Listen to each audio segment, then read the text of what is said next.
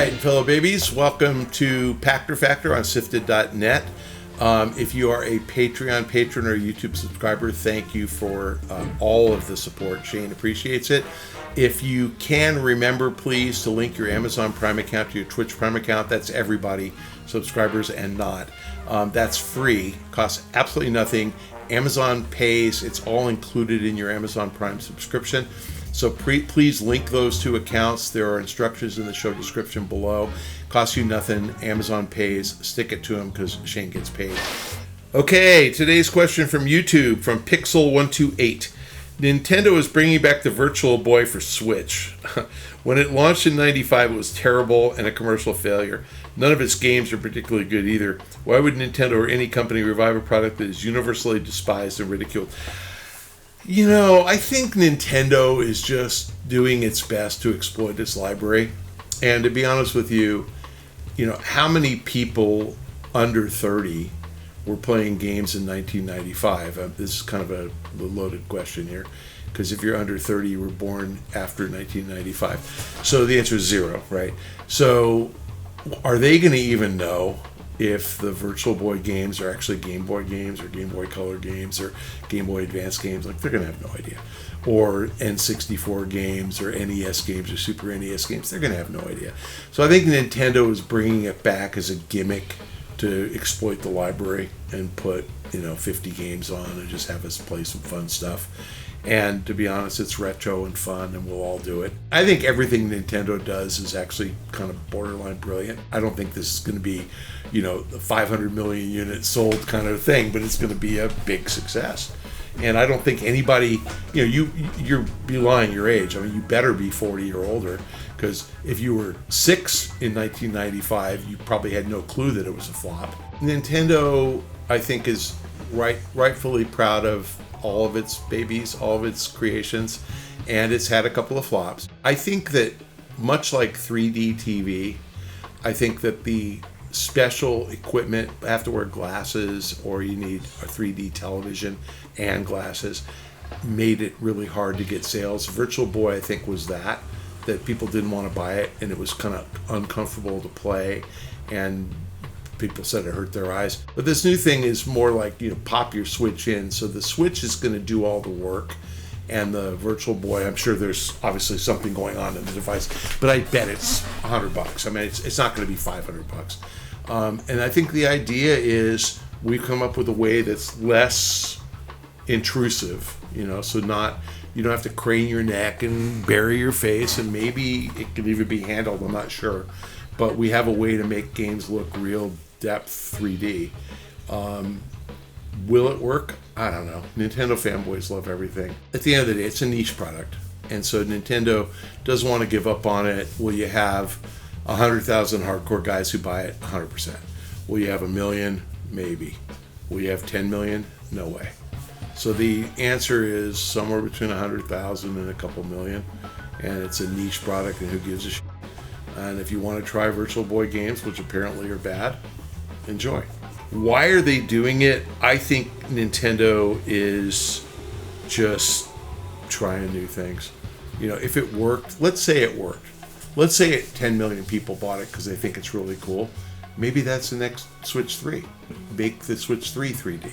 Maybe there's a way to do that. Maybe there's a way to modify the tech. I'm just saying, I don't know what it is. So I don't know what their new tech innovation is, but I think if Nintendo feels that there really is an option to make something look truly 3D, like really have the depth, that could be the Switch, could be a Switch with a screen that comes out. Nintendo likes 3D. They want to try this. My guess is this is actually 3DS version 2, so call it 4DS, 5DS. This is 3DS.1. And I think they might have a 3DS.2. I think maybe Switch 3 will have those features if this works. So if it doesn't work, they'll scrap it. But I think they're really committed to 3D. I truly believe that. And I don't know that they will succeed. I don't know that there's demand for it. The reason I compared to 3D TV is 3D TV is stunning. It's just not worth buying a TV and wearing glasses to watch one movie a year. Avatar, the film, Way of the Water, is back in IMAX screens in 3D. You got to wear glasses. It's back. Why? Because they decided they could re-release that in 3D. And I'll be honest with you, I saw Avatar 1 in 3D. It was cool. I'm really glad I did. It's the only 3D movie I've ever seen. Yeah, so I think Nintendo's not giving up on this. And it's one of the ways that Nintendo tries to innovate. They come up with something they think is really cool. Switch is really cool. Wii was really cool. 3D is something they've tried before. Virtual Boy and 3DS. They're going to try to bring it back. If it sells 10 million units, count on the Switch 3 being 3D. If it sells 1 million or fewer, count on never hearing about it again, and they'll give up. You know, sometimes there's a revival that people bring things back because they've changed them and made them better. I mean, we can argue about like menu items at McDonald's, like the McRib, but there's nostalgia. Like, you know, actually, if you watch, like Taco Bell does this all the time. You know, they brought back the double-decker taco and the 7-layer burrito.